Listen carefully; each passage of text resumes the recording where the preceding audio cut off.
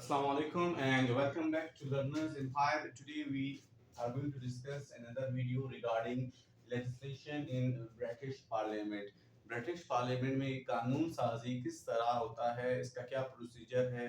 अगर से जो बरतानिया है उसमें कोई ला आ जाए, कोई कानून आ जाए, तो किस तरह कोई कानून इन्फोर्स होगा। तो आज का जो हमारा लेक्चर है वो इसी मौजू के बारे में है। So before going to discuss about the procedure of legislation, first let us discuss the kinds of bills. Bill किसे कहते हैं और उसके कितने काइंड्स हैं, पहले हम लोग ये डिस्कस करेंगे। फिर उसके बाद जो इसका प्रोसीजर है, उसका तरीक़ाकार है कानून साजी का, वो पढ़ेंगे।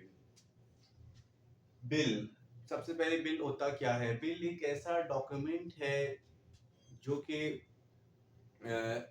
हाउस ऑफ कॉमन्स में इनिशिएट होता है और उसके बाद वो एक लॉ बन जाता है। बिल एक ऐसा दस्तावेज है या एक ऐसा कागज है जो कि कानून साजी जिसपे की जाती है या जिसपे कानून जिसके ऊपर कानून बन जाता है, उसको हम लोग बिल कहते हैं। और बिल हमारे यहाँ पे दो अक़साम के होते हैं। बिल बेसिकली एक डॉक्यूमेंट होता है। और कौन सा डॉक्यूमेंट होता है? वो डॉक्यूमेंट जहाँ पे उस पे कानून साजी किया जाए, यानी कि उसी के उसको फॉलो किया जाए और फिर बाद में वो बिल जब वो कानून बन जाता है, लॉ बन जाता है, तो उसे हम लोग कहते हैं बिल। तो बिल हमारे यहाँ पे दो अक़साम के होते हैं जनरली। एक होता है प्राइवेट बिल, एक होता है पब्लिक बिल। बिल जो प्राइवेट बिल होता है वो एक ऐसा डॉक्यूमेंट होता है जो कि एक आम शख्स, एक आम मिनिस्टर हाउस में उसको इंट्रोड्यूस करवाता है। यानी कि एक आम जो मिनिस्टर होता है या मेंबर ऑफ द पार्लियामेंट होता है या member of house of Commons, जब कभी भी वो एक डॉक्यूमेंट लाता है और ये कहता है कि इस डॉक्यूमेंट पे या ये मेरा जो डॉक्यूमेंट है इस पे कानून साजी होना चाहिए। एक सपोज कि एक शख्स आता है, वो कहता है कि जो स्कूल का रूल्स है उन उन उनमें चेंजेस होने चाहिए। तो उसके लिए वो तो डायरेक्टली तो चेंजेस नहीं करवा सकता है, उसके लिए उसे कानून साजी करना होता है, उसको एक कानून पास करना होता है। तो जब वो लाता है, एक शख्स इंडिविजुअली लाता है वो एक अपना डॉक्यूमेंट और उसको इंट्रोड्यूस करवाता है पार्लियामेंट में, तो उसको हम लोग कहते हैं कि ये प्राइवेट बिल है। प्राइवेट बिल मीन्स वो खुद ही एक अपना इंटरेस्ट को और उसका जो अपना विजन है उसी के तहत वो शो करता है कि ये होना चाहिए, और जिसमें जो एक एज इंडिविजुअल ट्रीट करता है पूरा डॉक्यूमेंट जो हाउस ऑफ कॉमन्स है, तो उसको हम लोग कहते हैं ये प्राइवेट बिल हो गया। पब्लिक बिल कौन से बिल होते हैं? पब्लिक बिल वो बिल होते हैं जो कि गवर्नमेंट की तरफ से आते हैं।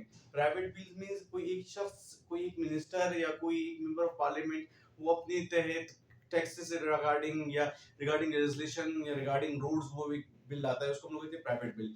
पब्लिक बिल कौन से बिल होते हैं? वो सारे बिल जो कि गवर्नमेंट इंट्रोड्यूस करवाता है, यानी कि जो कैबिनेट है या कैबिनेट के मिनिस्टर्स हैं वो इंट्रोड्यूस करवाते हैं, उसको हम लोग कहते हैं पब्लिक बिल। पब्लिक बिल फिर उसके दो टाइप्स होते हैं, दो काइंड्स होते हैं। एक होता है मनी बिल और दूसरा होता है नन मनी बिल।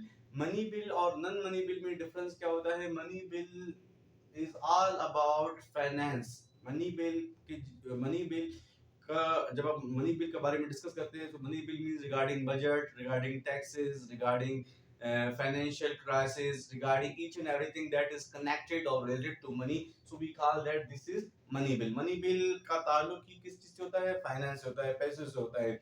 और जबकि नॉन मनी बिल का मतलब है कि जो पैसे का है, जो बजट का है और जो फाइनेंस से हट के जितने भी लेजिस्लेशन हो, जितने भी कानून साजी हो, वो रिगार्डिंग नेशनल और इंटरनेशनल अफेयर्स के रिलेटेड वो सारे नन मनी बिल कहलाते हैं या उसी के डोमेन में आते हैं। सपोज कि regarding health, regarding regarding schooling system, regarding administration. So these all are related to non-money bill. Money bill is only related with finance. Then after discussing these four types of bills, now coming towards the procedure कि जो legislation है वो किस तरीके से होता है, यानी कि कानून साजी बरतानिया में किस तरीके से होता है।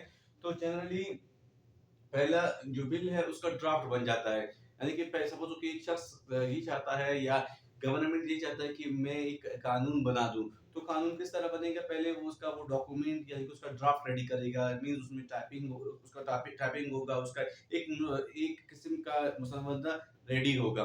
इसके बाद जैसे ही उसका जो टाइपिंग या उसका ड्राफ्टिंग मुकम्मल हो गया, तो फिर उसके बाद उसे फर्स्ट रीडिंग के लिए हाउस में इंट्रोड्यूस करवाया जाता है। जब भी हाउस इन सेशन होता है तो उस बिल को सारे जो मिनिस्टर्स है या मेंबर ऑफ द पार्लियामेंट उसके सामने रखा जाता है और ये कहा जाता है कि ये बिल आया है, अब इसके बारे में आप लोगों की क्या राय है, what do you want to comment on that. So first उसका इंट्रोडक्शन होता है और फिर उसमें उसका रीडिंग भी होता है।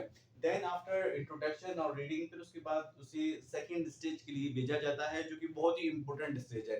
फर्स्ट स्टेज में सिर्फ बिल का इंट्रोडक्शन हो गया, टाइटल हो गया और जो उसके जो मेन पॉइंट्स है वो उसको सिर्फ रीडिंग के लिए दिया जाता है मेंबरान को।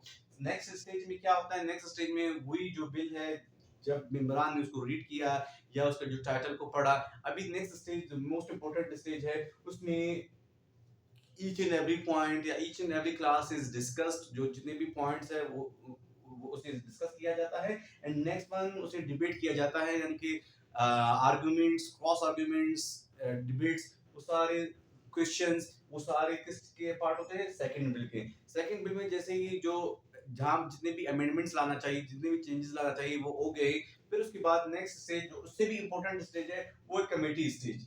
जैसे ही सेकंड स्टेज में जितने भी अमेंडमेंट, जितने भी चेंजेस जो मेंबरान ने कर दिए, फिर उसके बाद वो बिल जाता है एक कमेटी में। अभी हमारे यहाँ पे जनरली 6 कमिटीज होते हैं हाउस हाउस में, हाउस ऑफ कॉमन्स में। नंबर 1 कमेटी है जिसे हम लोग कहते हैं सेशनल कमेटी, और नंबर 2 है committee of the whole house, number 3 है स्टैंडिंग कमेटी, नंबर 4 है सिलेक्ट कमेटी, नंबर 5 है प्राइवेट बिल कमेटी, नंबर 6 है जॉइंट कमेटी। तो ये सारे 6 कमिटीज का अपना डिफरेंट डिफरेंट फंक्शन है, और हर एक कमेटी उसको रीड करता है और उसमें जितने भी अमेंडमेंट्स जो मेंबरान ने किए थे या वो खुद जितने भी चेंजेस उसमें लाना चाहते हैं तो ये करते हैं। और ये कमेटी का मैं एक अलग सा लेक्चर बनाऊंगा जिसमें सिर्फ हम कमेटीज का जो प्रोसेस है उसी को डिस्कस करेंगे, क्योंकि ये वीडियो लेंथी हो गया, सिर्फ मैंने कमेटीज के बारे में डिस्कस किया। तो सिर्फ आप लोगों ने यहाँ याद रखना है कि 6 कमेटीज होते हैं और हर एक कमेटी का अलग अलग फंक्शन होता है, और इस कमेटी में कुछ मेंबरान भी होते हैं और कुछ ऑफिसर्स भी होते हैं। अभी जैसे कि सबसे पहले हम डिस्कस करें ओल कमेटी में ये सारा जो मेंबरान होते हैं उनमें से सबसे इंपॉर्टेंट मेंबरान को इसमें सिलेक्ट किया जाता है, और ये सिर्फ क्या करते हैं उसी को डिस्कस करते हैं कि किसमें कौन से चेंजेस लाना चाहिए। Next one after discussing committee stage के बाद नेक्स्ट स्टेज हमारे यहाँ पे आता है रिपोर्ट स्टेज। रिपोर्ट स्टेज में जैसे कमेटी ने उस सब जितने भी डॉक्यूमेंट्स है उसको फाइनलाइज किया या जितने भी अमेंडमेंट्स है उसको फाइनलाइज किया, फिर जो कमेटी है उसका वो रिपोर्ट देता है, रिपोर्ट हाउस ऑफ कॉमन में देता है, और फिर उस वोट जो जैसे ही उसने रिपोर्ट दिया तो फिर उस रिपोर्ट के लिए जो हाउस है वो वोट लेता है, यानी कि हर एक क्लास को डिस्कस करने के बाद फिर उसका वोटिंग होता है कि क्या ये सही है, क्या ये सही है, क्या ये गलत है। अगर से उसमें भी कुछ अमेंडमेंट्स होने चाहिए तो वो कर देते हैं, अगर अमेंडमेंट्स नहीं होने चाहिए तो फिर लास्ट में फिर थर्ड रीडिंग आता है।